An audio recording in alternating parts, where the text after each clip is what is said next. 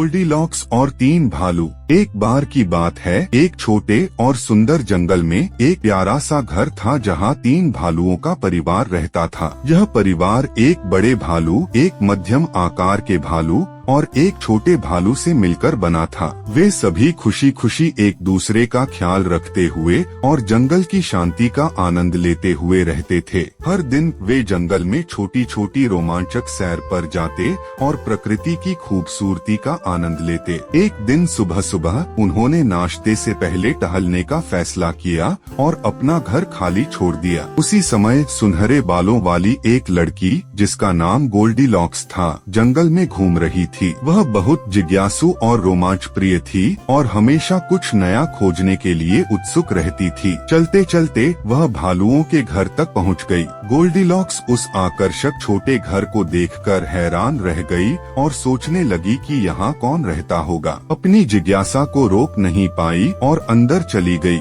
जैसे ही वह अंदर गई, उसने देखा कि बैठक में 3 कुर्सियां सलीके से रखी हुई थीं। उत्सुकतावश उसने उन्हें आजमाने का सोचा। पहले उसने बड़ी कुर्सी पर बैठने की कोशिश की, लेकिन वह बहुत सख्त और असुविधाजनक थी। फिर उसने मध्यम आकार की कुर्सी पर बैठा, लेकिन वह बहुत नरम थी और वह ठीक से बैठ नहीं सकी। अंत में उसने छोटी कुर्सी पर बैठा और उसकी खुशी का ठिकाना नहीं रहा, क्योंकि यह बिल्कुल सही और आरामदायक थी। वह इतनी खुश थी कि उसने थोड़ी देर वहीं बैठने का फैसला किया, लेकिन दुर्भाग्य से वह कुर्सी उसका भार सहन नहीं कर पाई और टूट गई। थोड़ी शर्मिंदा और अब भी जिज्ञासु गोल्डीलॉक्स घर के अंदर और आगे बढ़ी और रसोई तक पहुंची। मेज पर उसे 3 कटोरियां रखी हुई दिखी। लंबी सैर से वह भूखी थी, इसलिए उसने दलिया चखने का सोचा। उसने बड़े कटोरे में से एक चम्मच लिया, लेकिन वह बहुत गर्म था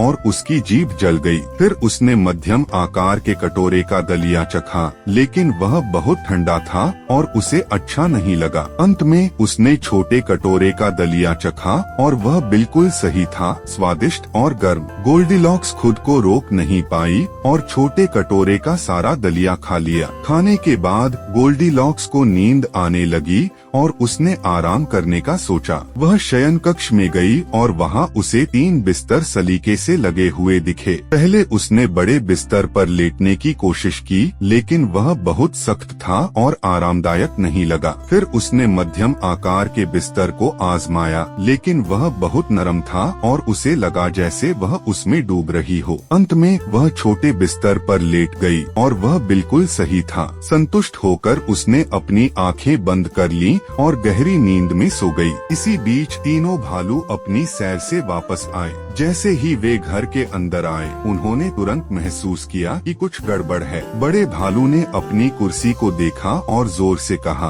किसी ने मेरी कुर्सी पर बैठने की कोशिश की है। मध्यम भालू ने कहा, किसी ने मेरी कुर्सी पर बैठने की कोशिश की है। और छोटे भालू ने चीखते हुए कहा, किसी ने मेरी कुर्सी पर बैठने की कोशिश की है और इसे तोड़ दिया है। इसके बाद भालू रसोई में गए और अपने कटोरों को देखा। बड़े भालू ने गुस्से में कहा, किसी ने मेरा दलिया खाया है। मध्यम भालू ने कहा, किसी ने मेरा दलिया खाया है। और छोटे भालू ने अपने खाली कटोरे में झांकते हुए कहा, किसी ने मेरा दलिया खाया है और सब खत्म कर दिया। आखिरकार भालू शयन कक्ष में गए और उन्हें और भी हैरानी हुई। बड़े भालू ने गरजते हुए कहा, किसी ने मेरे बिस्तर पर सोने की कोशिश की है। मध्यम भालू ने कहा, किसी ने मेरे बिस्तर पर सोने की कोशिश की है। और छोटे भालू ने चिल्लाते हुए कहा, किसी ने मेरे बिस्तर पर सोने की कोशिश की है और वह अब भी इसमें सो रही है। भालू यह देखकर दंग रह गए कि सुनहरे बालों वाली एक लड़की छोटे बिस्तर पर गहरी नींद में सो रही थी। गोल्डीलॉक्स जाग गई और उसने तीनों भालुओं को अपने सामने खड़ा देखा। डर के मारे वह तुरंत बिस्तर से कूद गई और घर से बाहर भाग गई। वह जंगल में इतनी तेजी से भागी कि उसने फिर कभी भालुओं के घर वापस आने की हिम्मत नहीं की। तीनों भालू उसे भागते हुए देखते रहे और फिर अपने घर को ठीक करने में जुट गए। उस दिन के बाद वे अपना घर खाली छोड़ने में अधिक सतर्क हो गए। यह कहानी हमें सिखाती है कि हमें दूसरों की चीजों में हस्तक्षेप नहीं करना चाहिए और उनकी निजता का सम्मान करना चाहिए। जिज्ञासा अच्छी हो सकती है, लेकिन जब तक यह जिम्मेदारी और सावधानी के साथ न हो, यह परेशानी का कारण बन सकती है।